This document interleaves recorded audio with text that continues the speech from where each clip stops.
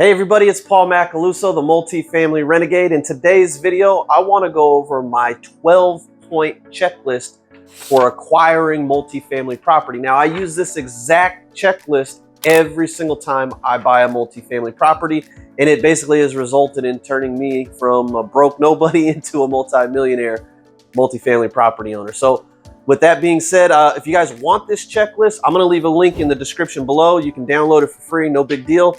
Use it all you want. It's helped me out tremendously. But let's jump into today's video and go over this checklist. And I'm going to go each step by step, give you guys a breakdown of each step.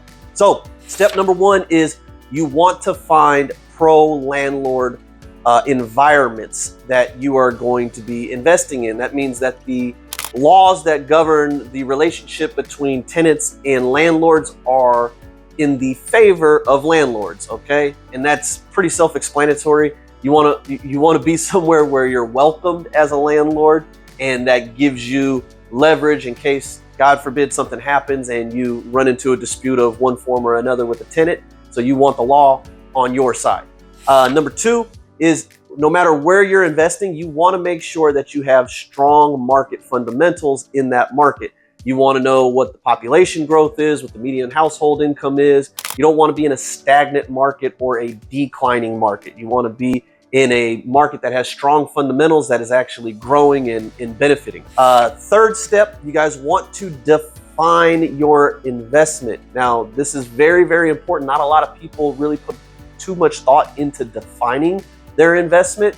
It's not just, I want to buy a property of this size, right? Like, you really have to drill in and get crystal clear on what exactly it is that you guys are going to be investing in and map it out in its entirety. The clearer vision that you have for the investment, the better the chances are that you're going to reach it. Number four is you have to think about the investment end goal.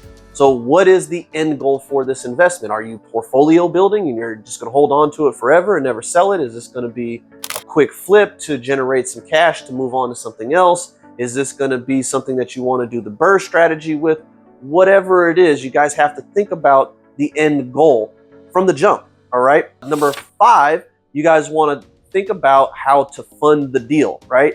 And if you look at this, we're almost halfway through this checklist and we haven't even talked about looking at property or trying to find a property, okay? So funding the deal is very important. I've seen it time and time again where people will have an idea that they want to buy a certain type of property, but they really don't put the thought into how that property is going to be financed or funded.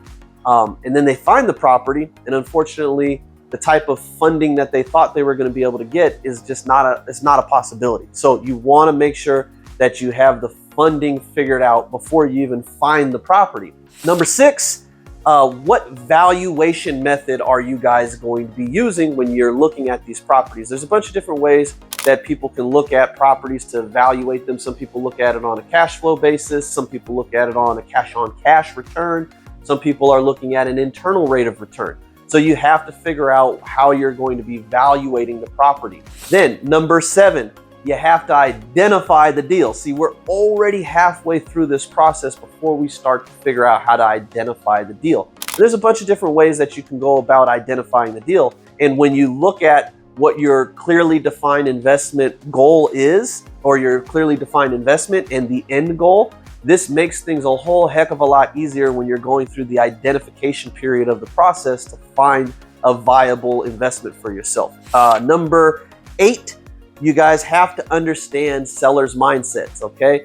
Just because somebody wants to sell a property doesn't necessarily mean that you understand their mindset. There's going to be pain points. There's going to be things that you have to really understand in the process to make sure that you're crafting an offer appropriately. And basically, by understanding the mindset of a seller, you're able to hack into their mind and give them what they want without even them realizing you're giving them exactly everything you want up front.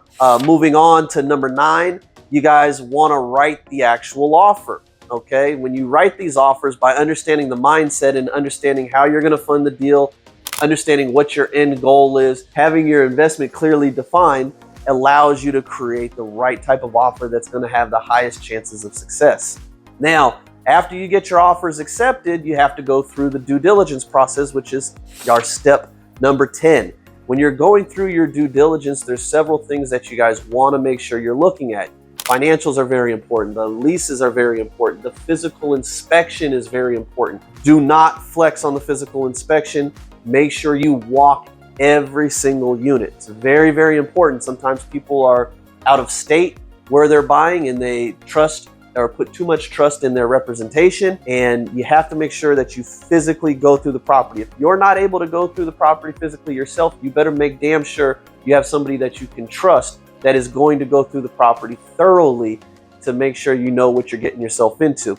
Now, number 11 in this 12-step process is the concessions or the retrade. This is part of the due diligence. You're still in your due diligence when you go through the retrade or the concessions part. You know, when you go through things in your due diligence, there's stuff that's most likely going to come up that could affect the deal and the valuation that you originally had for the deal. So there may be an opportunity for you to get a credit, maybe an opportunity for you to get a reduced purchase price, whatever that may be. You have to do it during your due diligence, and the concession and retrade is what that is called. Last but not least, you got to close the deal. You got to get all your ducks in a row. And if you follow this 12-step process, you're going to make sure that you have all your ducks in a row. And once you take over the property and close the deal, it's going to allow you to implement your operational strategies right away. So that's it, guys. I hope you enjoyed today's video. This is, again, the 12-step process that I've used, which has turned me into a multi-millionaire by buying multifamily property.